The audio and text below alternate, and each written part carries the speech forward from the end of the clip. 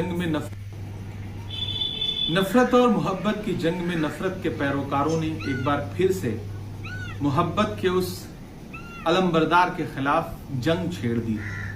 Bharatiya Janata party का कोई नेता कह रहा है कि राहुल गांधी को मार देना चाहिए, कोई कह रहा है जबान काट लेनी चाहिए, कोई कह रहा है जीभ को आग लगा देनी चाहिए। देखिए दोस्तों, आपने छोटी सी क्लिप को देखा, ये पूरी वीडियो भी आप देखेंगे।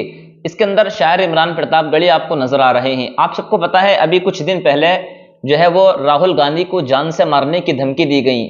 कहते हैं कोई विधायक जबान काटने की बात करता है बीजेपी का, कोई गला काटने की बात करता है, कोई जान से मारने की बात करता है। ये इतना बड़ा नेता और ऐसे लोगों के साथ जब इनका ये बर्ताव है, इतने बड़े बड़े नेताओं के साथ, तो फिर आम जनता के साथ क्या सलूक करते होंगे। इमरान प्रतापगढ़ी ने मौजूदा सरकार को लेकर के बहुत ज्यादा बातें बयान की हैं और बहुत ज्यादा इन लोगों को सुनाई भी हैं। क्या कुछ कहा है वो आप मुकम्मल इस वीडियो के अंदर आप देखिए। नफरत और मोहब्बत की जंग में नफरत के पैरोकारों ने एक बार फिर से मोहब्बत के उस अलमबरदार के खिलाफ जंग छेड़ दी है। भारतीय जनता पार्टी का कोई नेता कह रहा है कि राहुल गांधी को मार देना चाहिए, कोई कह रहा है जबान काट लेनी चाहिए, कोई कह रहा है जीभ को आग लगा देनी चाहिए।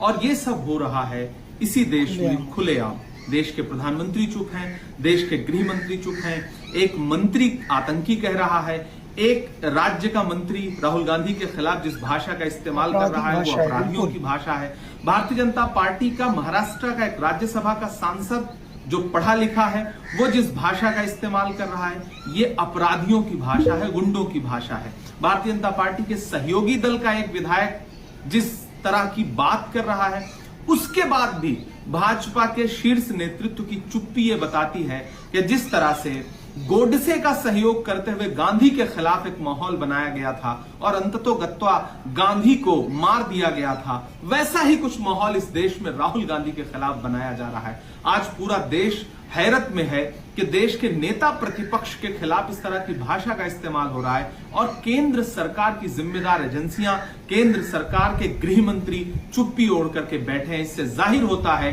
कि इन नेताओं को शह कहां से मिल रही है, इन नेताओं को सपोर्ट किसका मिल रहा है। आप सोचिए, अगर नेता प्रतिपक्ष के खिलाफ भाजपा के बड़े नेता इस तरह की भाषा का इस्तेमाल कर सकते हैं तो इस देश की आम जनता के खिलाफ किस भाषा का इस्तेमाल करते होंगे। वो राहुल गांधी की जीभ काट लेना चाहते हैं। क्यों काट लेना चाहते हैं? क्योंकि राहुल गांधी उसी जबान से इस देश की आम आवाम की बात करते हैं, वो पिछड़ों की जातिगत जनगणना की बात करते हैं, वो दलितों के हक के लिए बात करते हैं, वो अल्पसंख्यकों के हक के लिए बात करते हैं, वो महंगाई के खिलाफ बात करते हैं, वो सरकार की कमियां उजागर करते हैं, प्रधानमंत्री जी पे सवालिया निशान खड़ा करते हैं। इसलिए भाजपा के नेता उनकी जबान काटने की बात कर रहे हैं और इस भाषा को सुनने के बाद भी भाजपा नेतृत्व चुप है।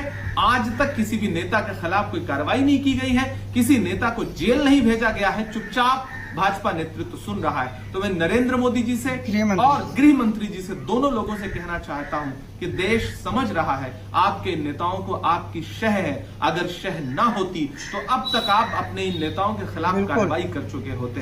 देश राहुल गांधी के साथ खड़ा है, देश गोडसे के साथ नहीं है। ये किसने कहा आपसे आंधी के साथ हूं? मैं गोडसे के दौर में गांधी के साथ हूं। प्रधानमंत्री जी, गृह मंत्री जी, अपने इन आपराधिक नेताओं के खिलाफ कार्रवाई करिए। गुंडों की भाषा इस्तेमाल कर रहे अपने नेताओं के खिलाफ कार्रवाई करिए, वरना हम यही मानेंगे कि ये सिर्फ और सिर्फ आपके इशारे पर